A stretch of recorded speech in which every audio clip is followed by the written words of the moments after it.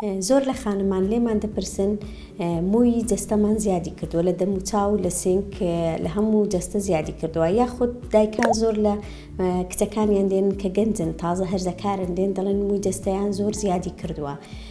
هۆکار چییە؟ هۆکارەکانی دەتوانین بڵین 170 بۆ 80 زیادبوونی موو دەگەڕێتەوە بۆ فرەکیسی هێلکەدان لە 10 بۆ 15 هۆکارەکانی نەزانراوە. لەوانەیە خانمەکە هۆرمۆنی شیری بەرز بێ، لەوانەیە ڕژێنێکمان هەیە پێی دەڵێن ئەدریناڵ لەسەر کلیەیە هۆرمۆنی نێرینە دەرئەدا، لەوانەیە ئەو ڕژێنە ئەستور بوو بێت. ئەمەش کاریگەری دروست بکاتن لەسەر ئەوەی مووەکانی زیاد بکات. وەروەها لەوانەیە خانمەکە چەند دەرمانێک وەربگرێت کە نەزانێ ئەم دەرمانانە هۆکارن بۆ زیادبوونی مووەکە.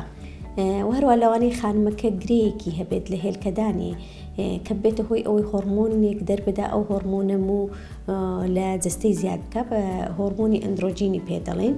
بە هیوای سەلامەتی بۆ خانمان و بە دووربوون لە هەموو نەخۆشی و ناخۆشیێک. سپاس.